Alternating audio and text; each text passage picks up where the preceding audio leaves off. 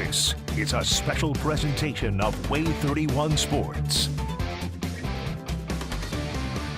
WAAY 31, your home for high school football. It's the McCurry Big Game Friday night. Hello, Alabama, find a comfortable spot. We got high school football and it's coming out high. Now here we are and the lights are shining bright. Yeah, WAAY 31 is rocking all right. Nolan, Max, Xavier, and Antonio. It's the McCurry Band and Car Rental Big Game Friday night. A non-region rivalry showdown between an undefeated ARAB team and Fort Payne in our Big Game Friday night game of the week. In our rivalry game of the week, it's the Battle of Limestone County. West travels to East in another non-region showdown.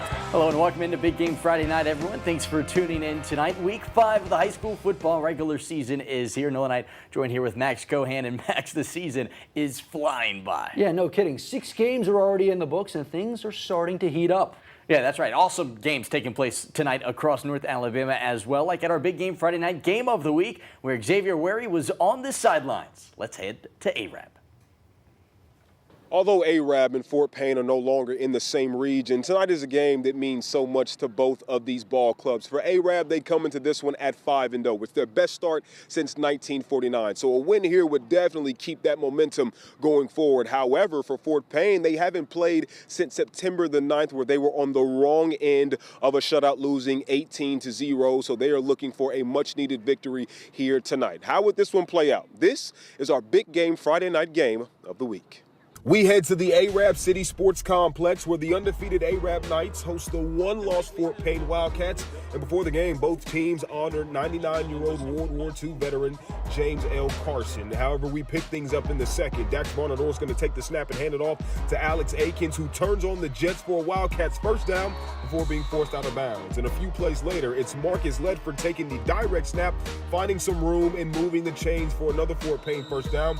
But don't think this Wildcat team isn't capable of airing it out. Barnador takes the snap and has nothing but 6 on his mind as he floats a deep pass in the end zone for Skylar Cody. And that would be the Wildcats' second touchdown of the half. They would go up 14-0. But the Knights would look to respond. This is going to be Aiden Cox. He's going to connect with Brody McCain as he stumbles forward for a big gain for the Knights. And later, Cox would find his 6'4" target, Spencer Strickland, who bulldozes a Fort Payne defender. However, this drive would stall and ARAB would head into the locker room down 14-0. And the final score in this one is Fort Payne 21, ARAB 0. I'm with Fort Payne's head man, Chris Elmore. Coach, last time you all played, you were on the wrong side of a shutout. Tonight, the defense did its job. What was working so well for you all tonight? Well, first of all, let me say this. I would be remiss if I didn't say this. To God be the glory for this night. This is what's good about high school sports. It's what's good about our country when two great communities get together in a big game and great fan bases, and both teams play extremely hard, and these kids get the opportunity to do that. So praise God that they were able to do that. Hopefully nobody got too seriously injured and they can all be back on the field next week. But what a great opportunity for our kids and their kids. But you know, we've heard all week about their defense, and they've got a good defense. It was hard slid on them. But our defense is pretty good too, and I think our defense took that to heart, and they played about as well as we could play against a good team. And you know, our defense has played well all year, and this was no different tonight. They just keep showing up and keep making plays, and our defensive coaches do a phenomenal job, and just great kids over that side of the ball that may not be the most super talented kids in the world, but they'll show up every day, and they'll do what they're asked to do, and they watch the film, and they communicate, and they talk, and it showed up tonight in a big game. Well, now 4-1, congratulations on the victory. Thank you, appreciate it. And again, the final score in this one is 21-0. Fort Payne defeats ARAB. They now move to 4-1, as I just mentioned, and ARAB has suffered their first loss of the season. For our Week 5 Big Game Friday night game of the week, I'm Xavier WAAY, WAAY 31 Sports.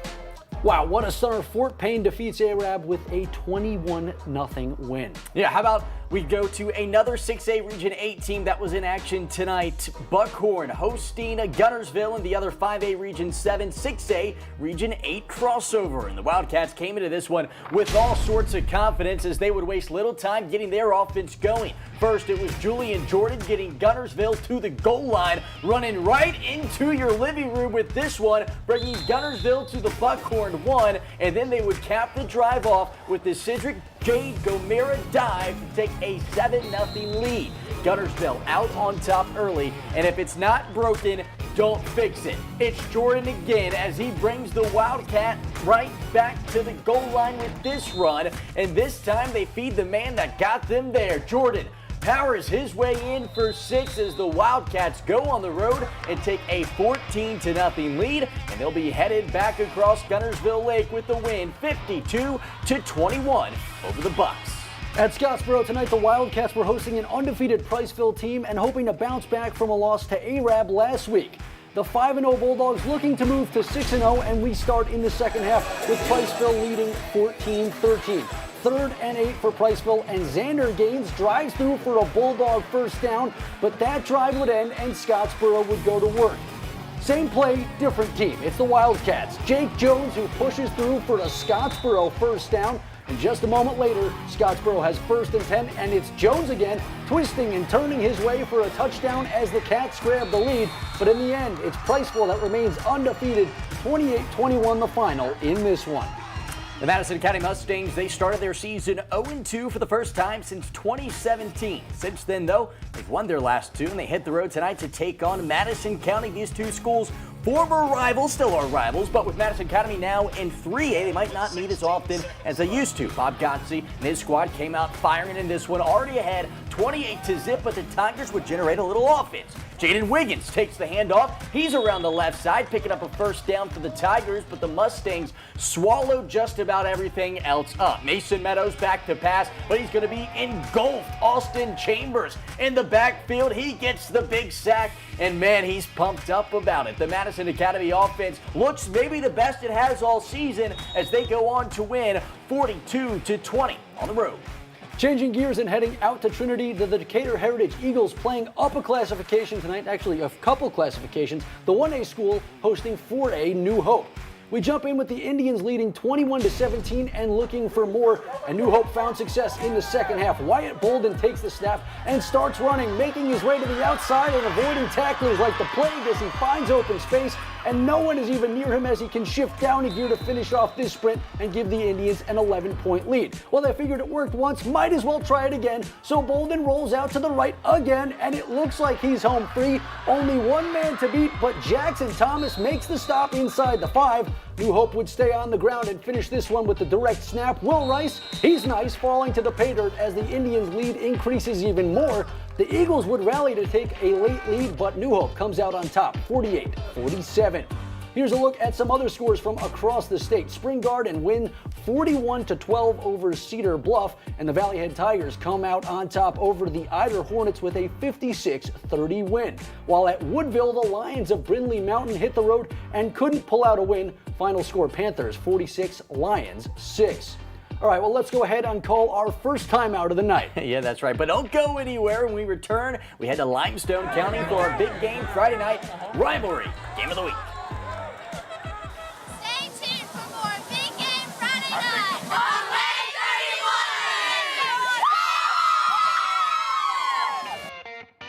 31. It's the McCurry Big Game Friday night.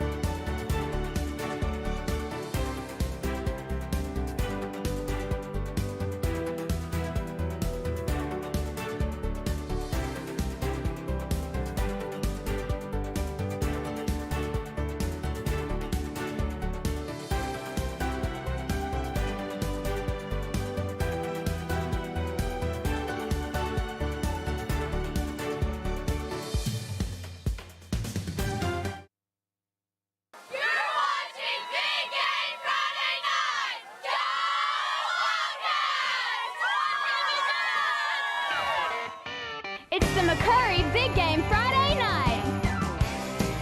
All right, welcome back into Big Game Friday night, everyone. Thanks for joining us. Let's talk about some of the rivalry matchups taking place tonight. One of the best was taking place in Limestone County as West traveled to East. Yeah, that's right. The crowd loving this one. A big cross-county rivalry with the 1-4 East Limestone Indians taking on the 3-2 West Limestone Wildcats. Early on, the Wildcats fake a punt, and check this out from the running back. He came to play tonight. It's Bradley Easton Smith who throws the stiff arm and runs it all the way in for the score to give the Wildcats a 7-zip lead. Then late in the first half, now down by 10. Indians running back freshman Xavier Edwards breathes some life to his squad, avoiding the defense with all his might to bring up a big first down. But it would not carry over as Wildcats quarterback Colin Patterson charges through the D and takes a big hit before finding the end zone as the Wildcats would take this one 31-7. And after the game, West Limestone head coach Selby Davis says this win was a big relief. Anytime you can get a win over your cross-county rival, that's always good. You know, they've had our number for a few years. This is 2 in a row for our guys, and I'm excited for them. Next up for the Wildcats, they head home for a matchup against a winless Wilson team. Another 4A Region 7 team in action tonight was East Lawrence. The Eagles looking for their first win of the year on the road, taking on Hatton. So let's head out to Hatton High School. A great atmosphere tonight, and the Hornets would get things started on offense. Hatton quarterback Briley Kirby with the keeper breaks a tackle, then drags 2 Lawrence defenders into the end zone for a lead, but they wouldn't stop there. 3rd and 20 now. Hatton's Kirby rolls out and completes the pass to Kenyon Suggs right in front of you for the first down, and Kirby was a busy guy tonight. On the following play, he scores from the 1-yard line. Hatton looks good tonight as they take this one at home 50-7 over East Lawrence. Let's turn our attention to 7A, where Austin is hosting Gardendale. After a slow start for both teams, Gardendale finally gets things moving with a handoff to Kendrick Story, who breaks it and makes it all the way to the 20 before he's knocked out of bounds by a Black Bear. The Rockets would find the end zone on another running play. This time it's the quarterback Tyler Nelson on the keeper, shimmying and shaking his way across the line for 6. Austin would put together a solid drive in response. Gavin Fuqua takes this one and starts charging downfield, moving the sticks for a Black Bear first down. Then Austin would take a shot at the end zone. Pass intended for Maurice Jones. A lot of contact on the play, but no call. They'd settle for a field goal that time, but the Black Bears would go on to win this one 17-10.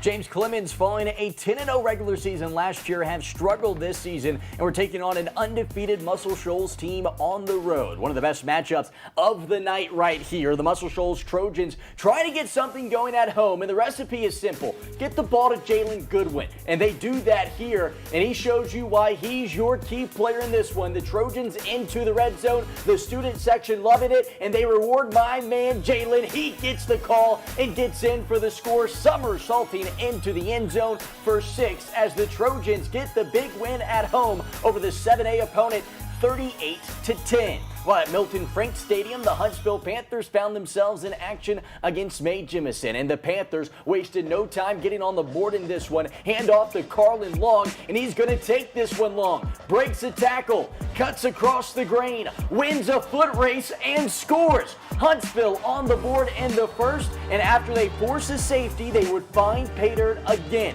Notice to opposing teams, don't kick to Huck Hensley, and this time the opposing team does. Stiff arms one, and he's not going to be caught again. He's into the end zone for the second touchdown of the night. It was a big evening for the Panthers at home as they win big over the Jags 54-0. Next week, Huntsville back in action against Albertville as they look for their 3rd region win. All right, let's go ahead and take our second time out of the show, but don't go anywhere. When we return, we head to Pisgah, where the Eagles were hosting Sylvania tonight in a Sand Mountain Showdown. Stay tuned for more Big Game Friday nights. It's the McCurry Big Game Friday night.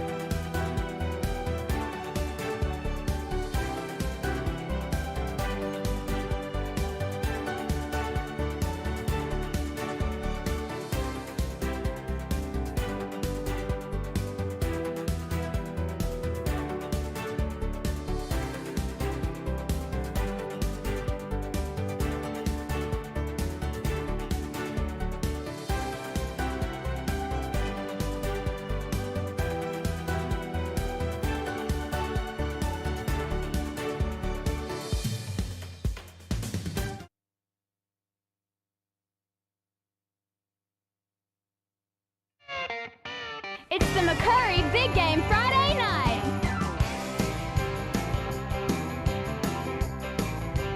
And for high school football across North Alabama, how about we head out for our Spirit Award? This is Arab High School Marching Band, and you're watching Big Game Friday night on WAAY 31.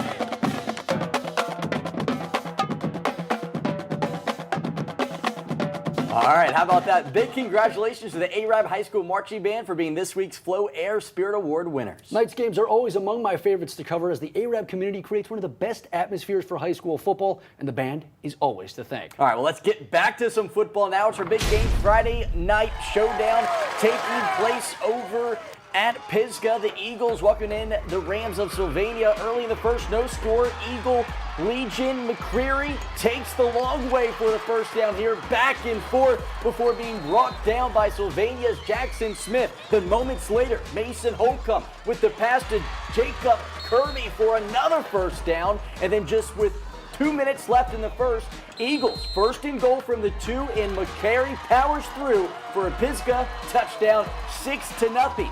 But it would be the Rams that respond to that early touchdown as they roll on the road in this one to a win, 34-7. Some other scores from around that region. Fife hit the road to take on Plainview and took home a win. Final score 56-13, while Section hosted Westbrook Christian tonight and struggled to keep up. The Warriors win it 59-6. For this next one, let's head back out to the Shoals. Deschler in action tonight at home, hoping to remain undefeated, taking on Colbert County. And this Colbert County squad is pretty talented, so a real test tonight for Deschler. And early on in this one, the Tigers came to play. Somehow they get the ball into the hands of Jakari Blue, and he's down the sideline to set up the big first down for the Tigers, and they let that man finish off the drive that he started. Blue gets the handoff again, and he lowers his head and finds his way across the goal line for a Deschler strike. Then Nat Hampton, and he breaks one tackle and then gets a big block. And as the kids say, he gone. Another touchdown there as the Indians go on the road and hand Deschler their first loss of the season, 36-33.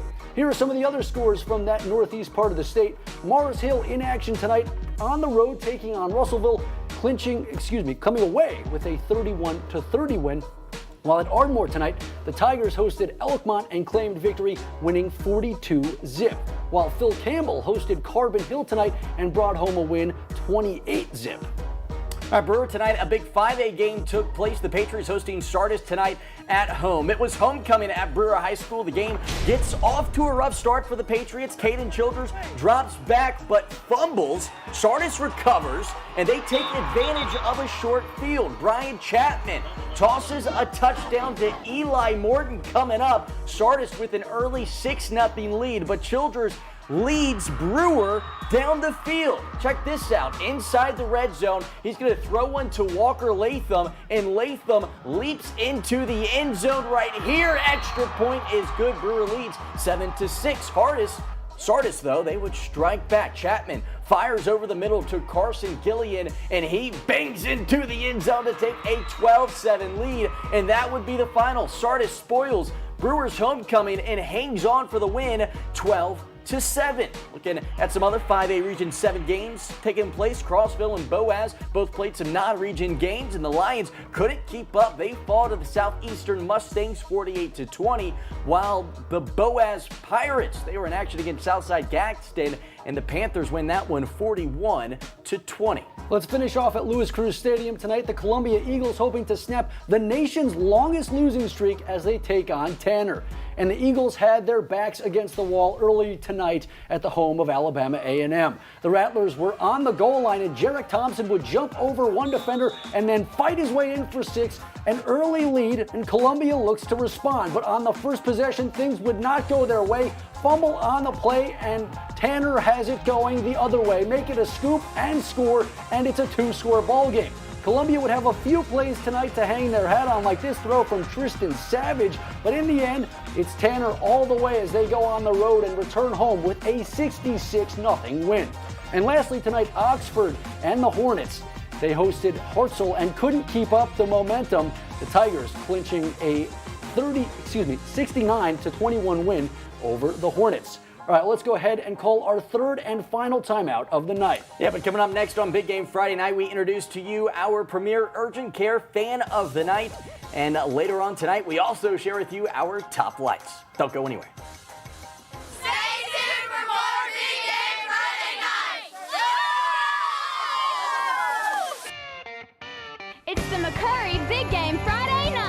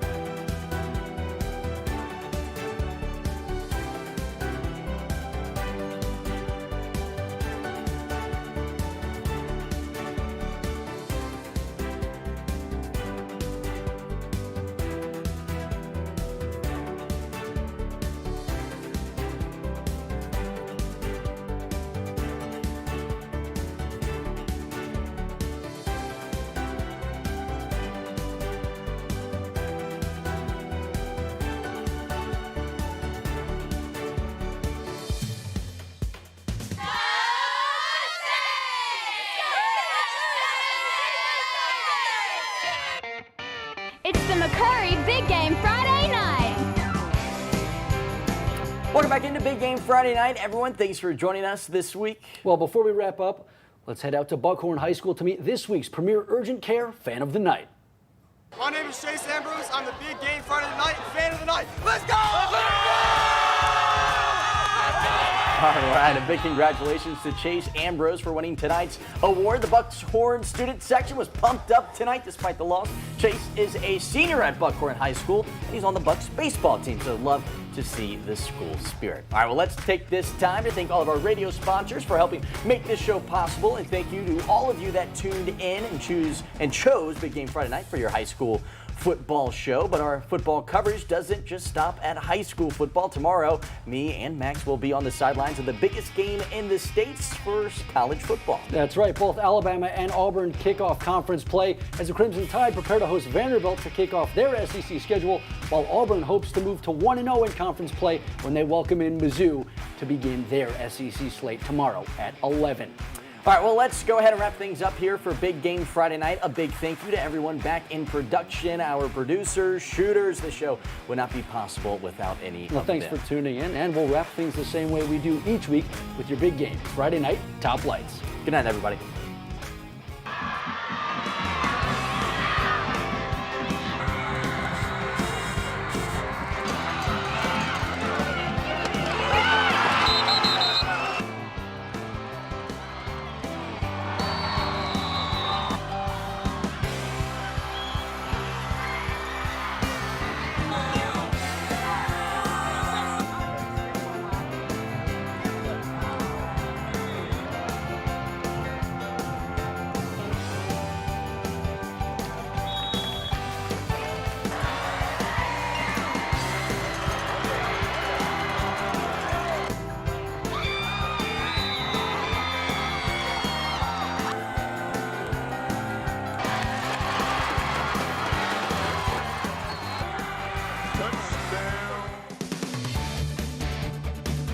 watching a special presentation of WAAY 31 Sports.